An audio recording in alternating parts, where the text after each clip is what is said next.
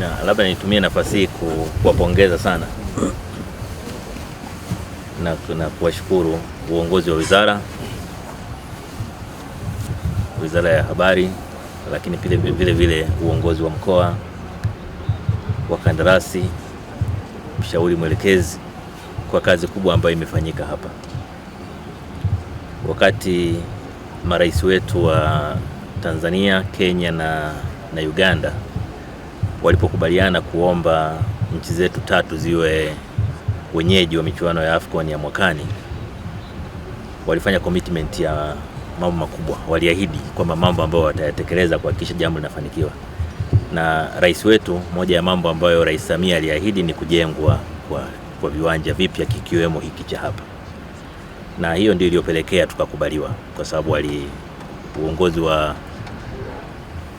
CAF ulijua kwamba ahadi zile zimetolewa na watu wazito. Na kwa bahati nzuri wakati huo mimi nilikuwa balozi wa Tanzania Misri, ambapo ndio kikao cha mwisho cha CAF kilifanyika kufanya uamuzi, na commitment ya Tanzania ambayo ilitoka kwa Rais Samia Suluhu Hassan ilifanyika. Kwa hiyo kwa kweli kwamba rais wetu anafanya commitment, anafanya ahadi za kimataifa na zinatekelezwa kwa kiwango hiki, ni jambo linatia moyo sana.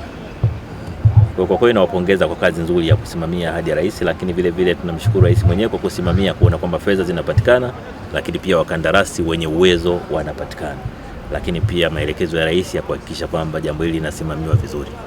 Nitumie nafasi hii kutoa wito tu wa agizo alilotoa Mheshimiwa Rais kuhusu kukamilika kwa hizi barabara zinazokuja hapa. Ni muhimu agizo la rais lifanyiwe kazi kwa nguvu sana, kuhakikisha kwamba tunalinda heshima ya nchi yetu, lakini pia heshima ya rais wetu. Hii ni sehemu tu ya ujenzi component ya mradi mzima wa uwanja wa AFCON ambao unagharimu bilioni 338, na huu ni uwanja wa mazoezi, timu kufanya mazoezi hapa, na mwingine utakuwepo pale nyuma pale, nao ni wa mazoezi, lakini uwanja mkubwa huo hapa. Kwa hiyo hii uwanja mdogo na huu mkubwa ndio unaoenda katika bilioni 338, na uwanja wote sasa kwa kazi ambazo zimeratibiwa hapa wameshafika 88%. Na huko tunakoenda utakuta tayari taa zimewekwa, skrini zimeweka. Uwanja huo wote utakuwa na unaweza kuweka watazamaji 32,000, lakini viti ambavyo tayari vimeshawekwa ni viti 26,000. Kwa hiyo kila kitu karibia kinaenda vizuri. PA system imeshawekwa, maskrini hapo pale utakuta, kwa majenereta imeshaleta.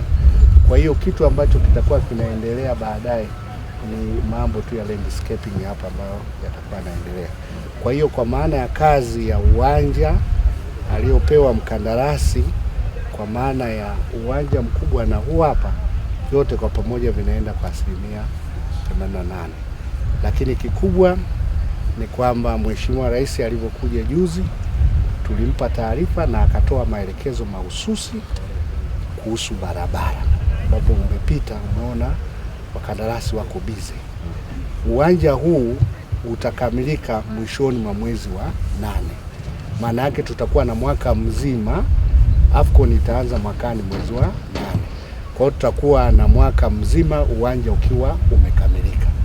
Sasa tunakimbizana na barabara, na Mheshimiwa Rais ameelekeza kwamba kwa kweli kwa wakandarasi ambao wamepewa hizi kazi ya barabara ya Kisongo kule Matebes kuja hapa, na kuna barabara nyingine bypass, na ile ya kutoka mjini Kilombero mpaka kuja Kisongo, zote wakandarasi wafanye kazi usiku na mchana kuhakikisha kwamba AFCON inafanyika wakati barabara hizo ziko tayari.